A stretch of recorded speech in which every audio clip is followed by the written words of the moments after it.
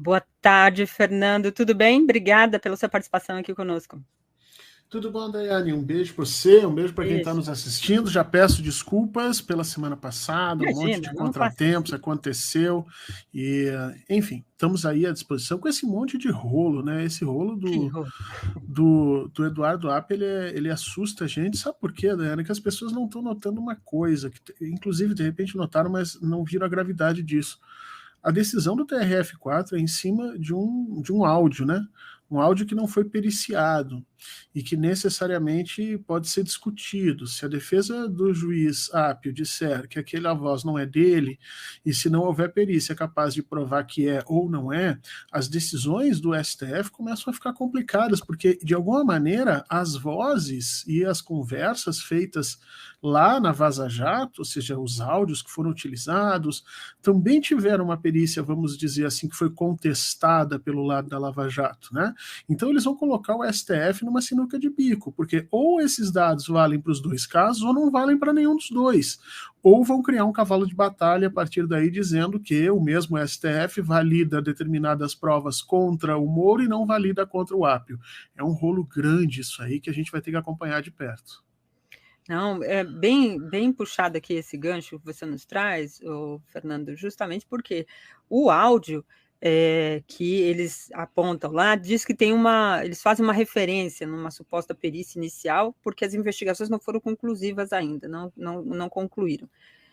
No documento, né, da decisão, o filho do desembargador diz que se sente ameaçado.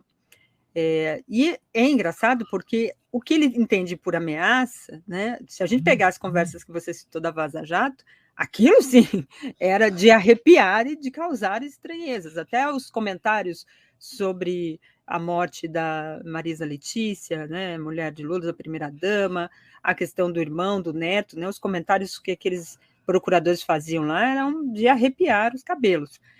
Perto do que eles chamam aqui de ameaça, e que eles colocam, né, também muito salutar a gente ressaltar que essa conversa gravada foi parar também nos meios de comunicação, logo na sequência da decisão, né? Então, a conversa que foi gravada em vídeo é colocada também à disposição, seguindo o mesmo rito que anteriormente eles faziam.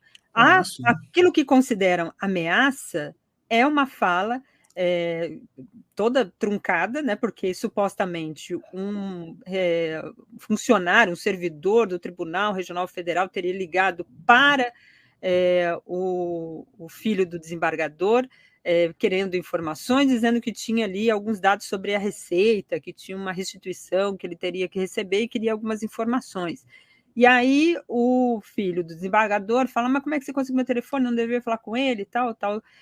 O filho do desembargador, estou me referindo ao Marcelo Malucelli, e o filho dele, que recebe essas ligações, é o Eduardo Malucelli. Ele gravou o vídeo no momento que recebeu essa chamada, né? Eu suponho que ele tenha gravado todas as demais outras que ele recebeu, porque ele disse que teria recebido muitas ligações. E aí, a fala que ele classifica como ameaça vocês estão aprontando muito. E aí desliga a ligação. Isso. Não, o juiz teria dito no final, eu ouvi ali a fala, né? Ele diz no final assim, ele pergunta, tem certeza que esse é seu nome? Porque ele julga que é o juiz Apio que está ligando. Uhum. E o juiz, e a pessoa do outro lado, né, não sabe se é o juiz, a pessoa do outro lado diz assim, tenho certeza sim, você tem certeza que não anda aprontando? Isso, exato. E aí ele teria dito que essa frase seria agressiva. A questão aí, Daiane, é que hoje nós temos tecnologia suficiente para fazer alteração de voz, tá? Isso é muito comum. O juiz Apio já deu diversas entrevistas de mais de 7, 8 minutos, que é o que precisa hoje um programa para criar uma voz que seja semelhante à sua. Eu não sei, porque não sou especialista nisso, se há como você diferenciar uma voz da outra. Agora, a verdade é a seguinte, se aquela fala é a fala do juiz Apio, Ele não pode, um juiz não pode se colocar numa situação dessa, Daiane, não pode cometer Sim, uma claro. situação, mesmo que ele queira verificar se o telefone é o telefone do rapaz, ele tem auxiliares para fazer isso, que peça para que auxiliares liguem, jamais ele fazer essa situação. Eu acho que a voz não é dele, e me parece que isso aí uma grande armadilha que está sendo feita, inclusive com esses softwares de última geração de mudança de voz. Eu acho que é mais ou menos por aí. Não seria a primeira vez que o TRF4 e o Judiciário do Sul do país usam esses tipos de táticas escusas para se defender, para defender suas decisões ilegais, para defender suas relações de parentesco, para defender a desonestidade que graça em alguma situação dentro dessas instituições. Não seria a primeira vez que isso aconteceria. Agora, que rolo que a gente vai se enfiando ainda, Daiane. Quando as coisas parecem que estão meio que se acertando, surge de novo uma situação dessa. E você bem lembrou, né? Milagrosamente, misteriosamente, assim como que por acaso a juíza que assume tudo isso é exatamente a Gabriela Hard. Então, sei lá, acho que a gente tinha que realmente fazer como o pessoal está pedindo, uma comissão da verdade da Lava Jato. Uma comissão de 4, 5, 6 desembargadores, com peritos, com auditoria pública, para a gente verificar tudo o que aconteceu nesse processo, porque parece que não para de sair problema daí. Exatamente.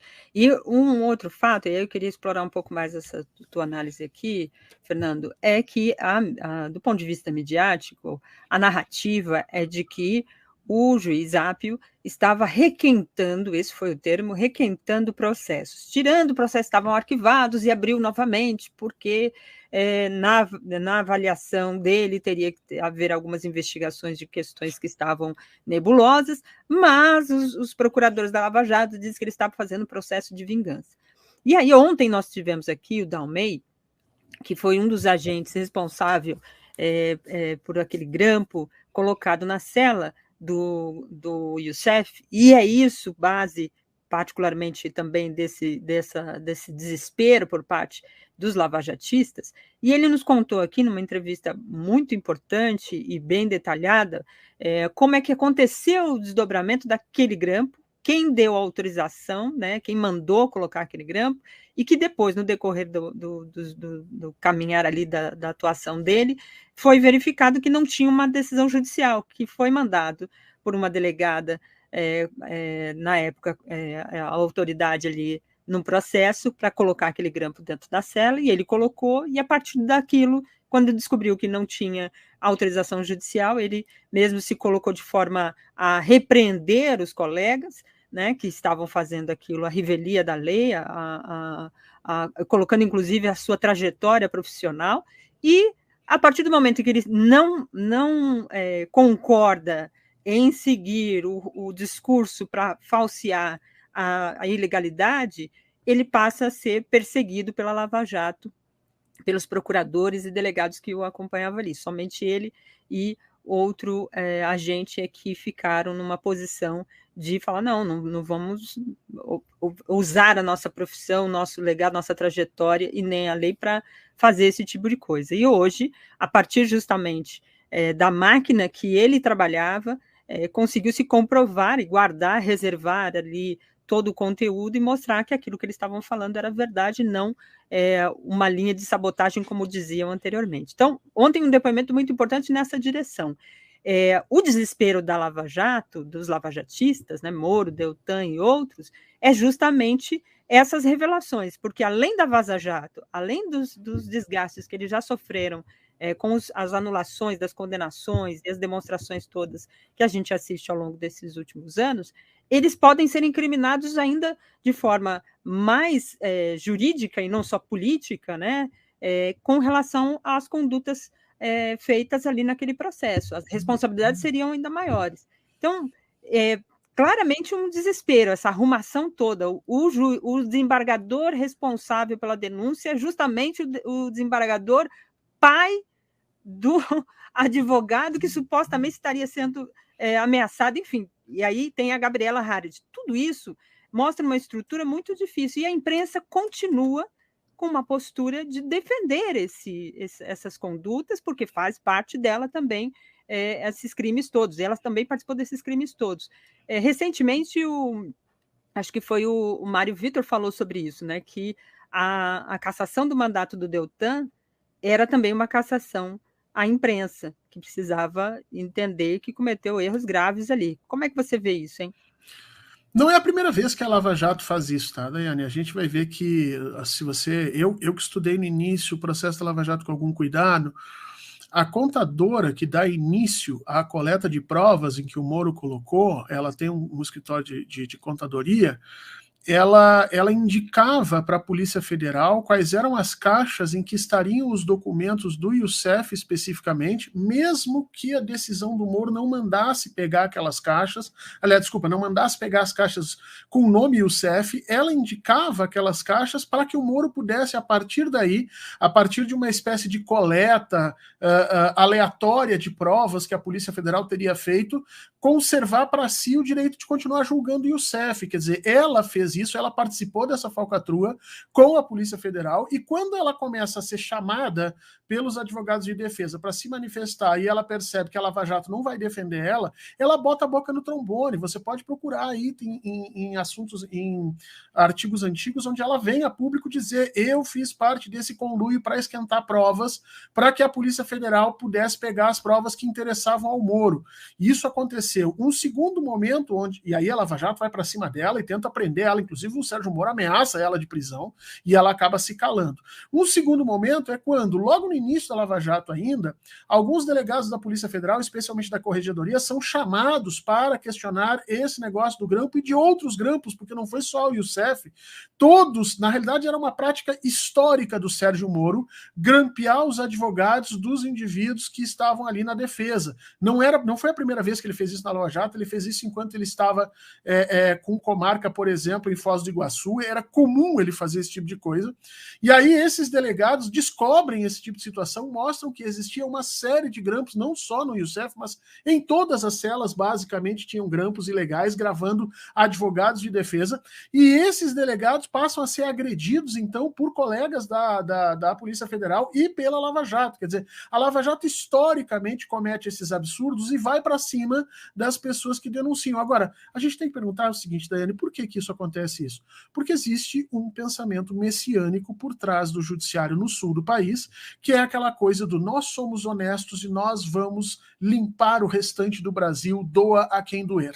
Nós, os honestos aqui do sul, nós, os honestos do Paraná, nós, os que temos Deus no coração e a pátria na cabeça, vamos usar todos os meios possíveis e imagináveis, inclusive ilegais, inclusive brutalmente agredindo os direitos das outras pessoas, mas é por um bom motivo.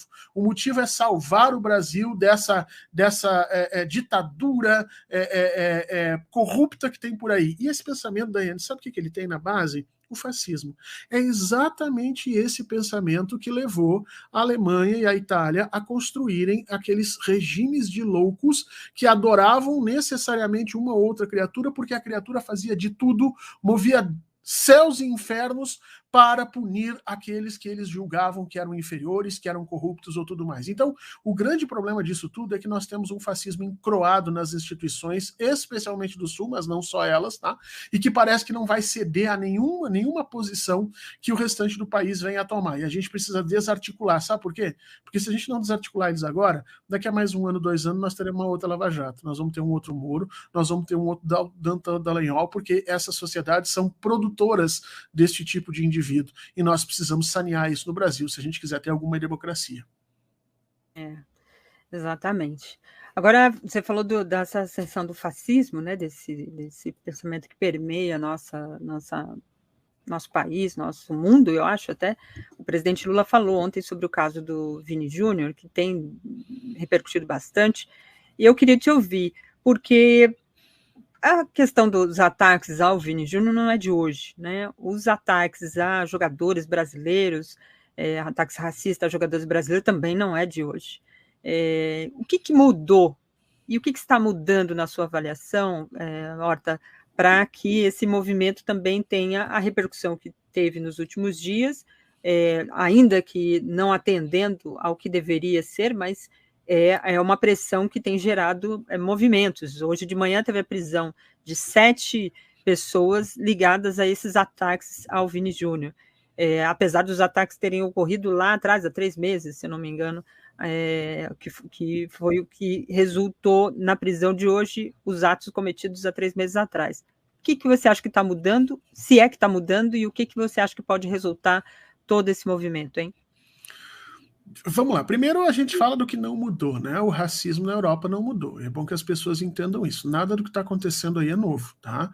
O Vini Júnior hoje está sofrendo o que o Roberto Carlos sofreu lá atrás, o que o Cafu sofreu lá atrás. Quer dizer, esses ataques racistas dos europeus não são novos. Na realidade, nós podemos voltar isso ao século XVI e nós vamos ver exatamente essa mesma situação. Nós aqui, de alguma maneira, no Brasil, criamos a ideia de uma Europa civilizada, uma Europa que era o centro, né, o pináculo, a última bolachinha do pacote no que diz respeito à civilização mundial e tal. Não é verdade. A gente está vendo que a Europa ela é um antro de racismo, de posicionamentos tremendamente complicados de se defender do ponto de vista ético, como por exemplo, apoio a guerras, a manutenção de colônias. Então, nós construímos uma ideia de Europa que talvez não seja muito correta. Agora, o que está mudando é o seguinte, Daiane, antes a Europa tinha, a bem da verdade, uma série de processos de defesa contra esses pensamentos autoritários, racistas, machistas, homofóbicos, né? Então você tinha um círculo de educação, que era muito forte, as pessoas cobravam muito isso, você tinha governos que de alguma maneira exigiam respeito aos direitos humanos, você tinha um olhar do mundo sobre eles que fazia com que eles se sentissem, então, os detentores de todo esse processo, os defensores disso tudo, e é isso que está mudando, Daiane. Hoje você tem na Europa uma extrema-direita que está encampando esse discurso, um discurso que sempre existiu, mas que estava envergonhado, que estava dopado num canto, e que agora, de repente, começou a sofrer aquele mesmo processo que o Bolsonaro fez no Brasil, que é você destampar o bueiro, né? Então você destampa o bueiro e diz para aquelas pessoas ali embaixo que sempre foram racistas, fascistas, machistas, sempre defenderam tortura, sempre quiseram matar os seus inimigos, você diz para eles que agora pode, né? Que foi o que o Bolsonaro fez. Agora pode, agora está liberado você atacar negros, está liberado você atacar nordestinos, está liberado você matar transexuais, está liberado de você agredir homossexuais, porque tudo isso é para defender a vontade de Deus, é para defender a pátria, é para defender a família e os bons costumes. Então, você destampa esse bueiro e essas pessoas passam, então, a usar isso que antes era visto como um erro, um comportamento desviante social, essas pessoas passam a usar isso como um comportamento de espelho, né? Eu me vejo nesse comportamento e, portanto, isso se torna uma força social. Acaba sendo um comportamento de representação. Eu me sinto representado por aqueles que são racistas, eu me sinto representado por aqueles que querem uma Europa para os europeus, uma Europa branca, uma Europa que nos defenda. E esse processo é muito perigoso, Daiane, porque isso gera força política. Mais do que simplesmente violência social, que é o que nós estamos vendo, isso gera força política, isso vai fazendo com que essa extrema-direita na Europa vá crescendo. E aí me traz uma situação muito complicada. O ministro Flávio Dino falou ontem no uso de cláusulas de extraterritorialidade para punir os espanhóis. O que ele está falando, embora com uma boa vontade e vamos dizer assim, com um bom intuito, né, é um enorme erro. Veja, o que é a cláusula de extraterritorialidade? É o governo brasileiro punir efetivamente aqueles cidadãos que ali estão cometendo aqueles atos, porque são crimes no nosso país, e aqueles cidadãos, portanto, vão receber penas aqui no Brasil. Provavelmente, gente, nunca vão fazer nada na vida deles, a menos que eles viajem para o Brasil, não vai acontecer nada. Agora, você já imaginou, Daiane, se a Espanha começar a usar a cláusula de extraterritorialidade para punir cidadãos brasileiros a partir do que efetivamente tenham sido ocorridos no Brasil, que sejam crimes na Espanha, esse é um processo que não termina mais, entendeu, Daiane? E é um processo que, apesar de pedagogicamente ser importante, porque o governo está marcando uma posição dizendo nós não vamos aceitar isso, eu acho que essa questão da extraterritorialidade é um passo perigoso, porque periga ter um rebote feio para o nosso lado, porque a gente sabe que o nosso telhado também é de vidro, viu, Daiane? No Brasil, nós cometemos torturas, nossas polícias matam as pessoas, as nossas periferias são assoladas por uma série de desrespeitos aos direitos humanos, e eu tenho a impressão que nesse chumbo trocado nós vamos sair perdendo. Tem muito disso que você está dizendo aqui para a gente. Tem muitos comentários aqui dos nossos internautas destacando esse assunto e muita gente falando que está assustada com o caso da Lava Jato. Eu vou trazer aqui um vídeo que está repercutindo também bastante, que é do senador do Magno Malta. Ele afirmou, ao comentar o caso aí do Vini Júnior, que se ele fosse um jogador negro, ele entraria em campo com uma leitoa branca. E aí, abre aspas, dava um beijo nela e falava, olha, como eu não tenho nada contra branco, eu ainda como. É um pouco também da frase que muitos usam, né? Não, eu não tenho nada contra negro, eu tenho até uma empregada que é negra. Eu tenho até uma avó de, sei lá, qual é a ascendência que é negra, né? Então, eu vou trazer esse vídeo, infelizmente, para o Fernando Horta comentar aqui e a gente analisar, porque eu vou puxar um gancho dentro dessa conversa. O mais triste para mim é que as emissoras ficam com esse assunto desde ontem. Reverberando. Não reverberando, revitimizando ele, porque o assunto da Ibope, para eles ganhar mais patrocinador. É uma descaração isso. E depois é o seguinte, gente, assim, é um assunto que eu nem posso falar em público. Mas quando o cara é picado de cobra, quando ele corre para tomar uma injeção, aquela injeção foi feita de quê? De cobra. Então você só pode matar alguma coisa com o próprio veneno de alguma coisa. Tá bem? De alguma coisa. Então é o seguinte, cadê os defensores da causa animal que não defendem o macaco? O macaco está exposto. Veja quanta hipocrisia, certo? E o macaco é inteligente, é bem pertinho do homem, a única diferença é o rabo, ágil, valente, alegre, tudo que você possa imaginar, ele tem, sabe? Eu, se fosse um jogador negro, eu entrava em campo com uma leitoinha branca nos braços, ainda dava um beijo nela, falava assim, olha como não tem nada contra branco, e eu ainda como, se tiver. Então, veneno se faz com veneno. Então esses caras ficam insistindo nesse negócio de macaco, daqui a pouco a Associação de Defesa dos Animais, que não tomou a defesa, então fica revitimizando o Vinícius, ao invés de colocar o menino lá em cima. Eu queria entender essa lógica, né? Porque eu coloquei esse vídeo porque, para mim, parte da lógica de muitos apoiadores de Bolsonaro e de eleitores de Bolsonaro também é esse. Debater, falar sobre o racismo é sempre uma situação que causa muito incômodo, porque as pessoas, primeiro, não querem se colocar na situação de ser o racista. No Brasil é assim, ser racista pega mal. Durante os últimos anos, essa questão ficou meio, né, tem muito racista tendo muito orgulho de ser racista e se colocando para fora porque foram empoderadas por Bolsonaro.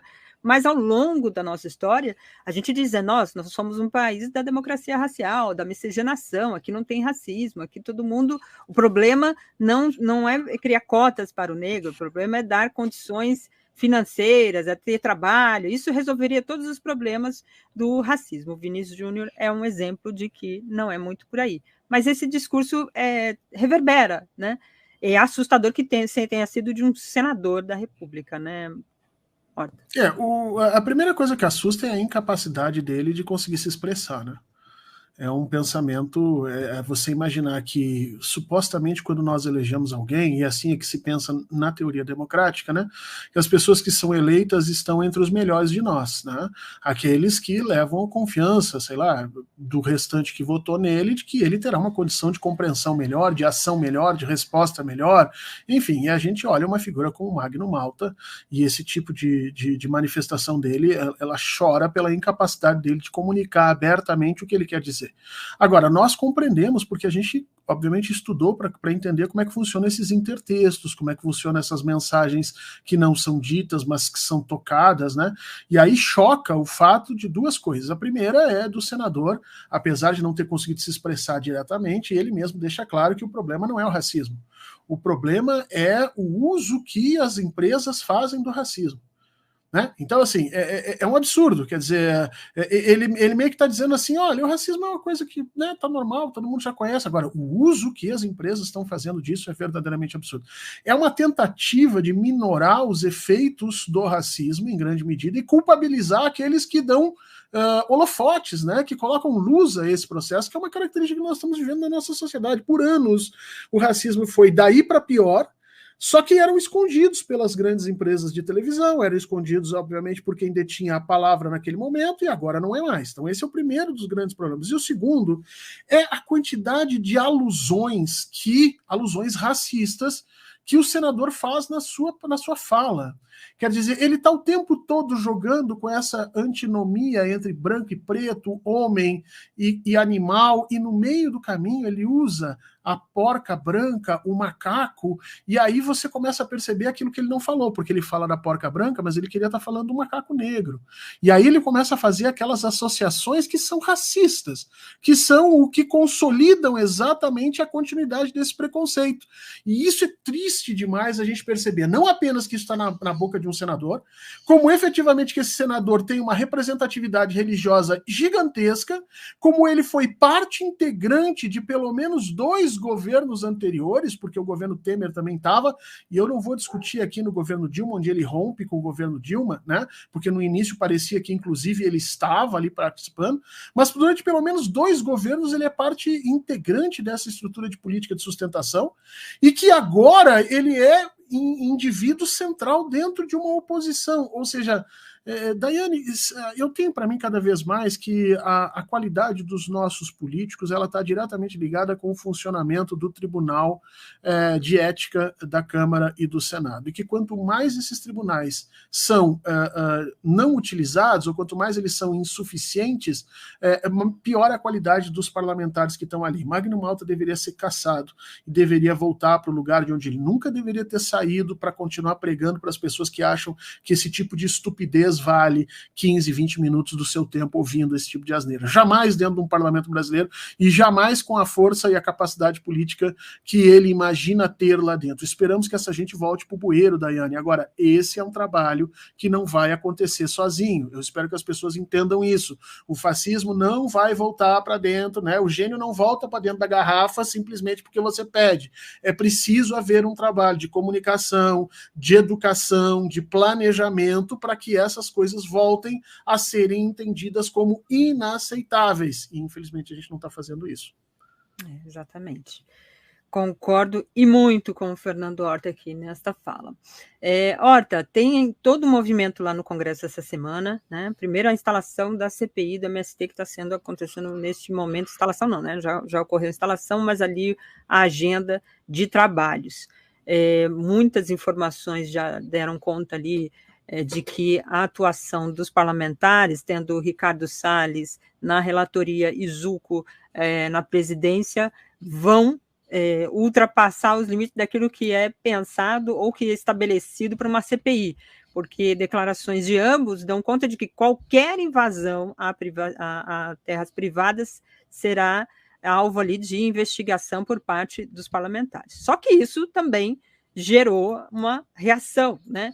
Tem muitos parlamentares e base aí da governista dando conta de que vai incluir também, neste caso, a grilagem e a invasão de terras indígenas, né, pelo agronegócio em investigações dessa CPI do MST. Então, vai ficar aquele jogo de muita queda de braço para ver quem coloca mais crimes dentro do pacote e quem consegue surfar na onda dessa narrativa. A CPI dos atos golpistas está acontecendo, vai acontecer aí também com essa agenda, mas parece, tudo dá a entender, que com menos fogo. Nesse bojo, hoje, por exemplo, aconteceu mais uma operação da ação lá dos atos antidemocráticos do 8 de janeiro, tendo como alvo ali os policiais militares, né? Foi preso um policial militar que participava ali do comando e encontrado mensagens em que ele afirma que é só deixar, abre aspas aqui, é só deixar invadir o Congresso, disse esse PM em mensagem. O PM é o Major Flávio Alencar, que foi preso hoje nessa operação, na 12ª Operação Lesa Pátria. Queria que você falasse um pouco sobre esses aspectos todos aí que estão no radar do governo, no meio dessas tensões também com reforma administrativa e arcabouço. E muita gente dando conta ali, poxa, essa aliança, essa frente ampla que o governo Lula teve que fazer para derrotar o Bolsonaro, está custando um pouco a andar agora diante desse processo, principalmente com o Lira lá na Câmara, né? Pois é, Daiane, vamos lá, vamos por partes. A CPI do MST, ela tem como presidente o Coronel Zucco e como relator o Ricardo Salles. O Coronel Zucco foi meu colega de colégio. Eu conheço a figura direita, assim.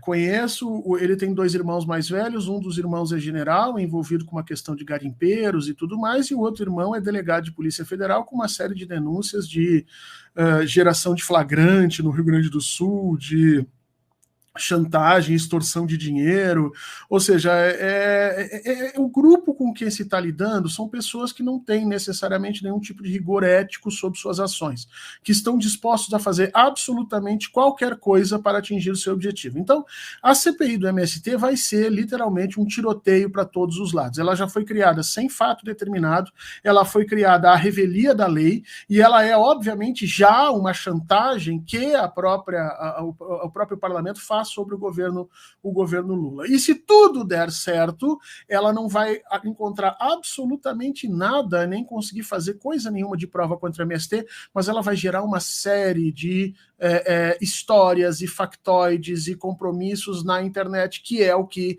essa gente gosta, que é o que move essas pessoas. Então, além da gente ter o combate efetivo à CPI do MST dentro do parlamento, dentro das hostes da CPI, nós precisaríamos combater ela também de forma comunicativa, para evitar que essa produção de conteúdo falso venha efetivamente a conturbar as questões do governo. Isso não está acontecendo. Com relação da CPI do dia 8 de janeiro, infelizmente isso aí ocorre por aquela diferença que existe entre o tempo da política, especialmente da política na era digital, que é um tempo muito rápido, né? As coisas são sempre no tempo presente, as decisões têm que ser tomadas para ontem, o governo tem que... E o tempo administrativo, legislativo, que é um tempo que se desvela ao longo de, 6 meses, 1 ano. Então, aquilo que levou à criação da CPI do dia 8 não é mais o que sustenta essa CPI hoje, ela acaba tendo um pouco sendo um pouco esvaziada nesse processo todo. Então, a grande questão que me imagina aí, que o governo deve começar a pensar, é se valeu a pena efetivamente essa suposta frente ampla. Porque vamos lembrar de algumas coisas, né, Daiane? Muitos dos que hoje estão do lado do governo, ou se dizem do lado do governo, em 2016, quando a Dilma estava lá sofrendo seu impeachment, estavam do lado dos algozes, né? Muitas das coisas que hoje nós entendemos que são necessárias para manter a governabilidade, amanhã podem ser completamente contrárias ao governo, e tenho a impressão que o cálculo dessas questões, o tempo desses apoios políticos e a significação desses apoios políticos estejam deixando a articulação do governo um pouco perdida. Ele está colocando de lado aliados antigos, aliados fiéis, aliados que estiveram o tempo todo na disputa, como por exemplo o MST, para tentar ganhar o apoio de um grupo muito fugidio, muito fugaz, que é esse centro brasileiro, fortalecido aí pelo próprio Lira, e aí vem as decisões que foram tomadas lá no início do ano, que na época se dizia que era a única solução, e que várias pessoas, entre elas nós aqui, eu apoiei, eu denunciei isso, né, que são decisões que vão se acumulando no tecido e dando poder à oposição, como por exemplo a eleição do Lira, como por exemplo essa frente ampla tão gigantesca. Aliás, eu fui atrás dessa informação hoje, Daiane, 28 deputados do Republicano, se não me engano, e 31 deixa eu pegar o dado aqui direitinho, e 31 do União Brasil apoiaram efetivamente a abertura da CPI, 21 deputados republicanos e 28 do União Brasil votaram pela CPI do MST. Isso quer dizer, Daiane, que sem esses votos não teria CPI do MST. Sem a base, sem os votos que estão hoje de partidos na base do governo, não teria essa CPI. Está na hora do governo começar a puxar também as cordinhas dessa gente. Está na hora de começar a punir efetivamente essa gente para conseguir algum tipo de base que lhe dê efetividade. Porque não adianta nominalmente ser base do governo quando nos processos de votação, né, na hora de receber os cargos e de ser parte no processo de distribuição de verbas, todos são amigos. Na hora, efetivamente, de você fazer os votos que o governo precisa, aí são inimigos. Está na hora do governo começar a agir, deixar de ser simplesmente um menino bonzinho na história. É isso aí. Fernando Horta, muito obrigada pela sua participação aqui no Brasil Agora. Você volta semana que vem, se não tiver algum fato muito também relevante para a gente se acionar aqui também na semana. Muito obrigada, bom trabalho aí. Obrigado, Daiane. Beijo para todo mundo. Até mais. Valeu, tchau.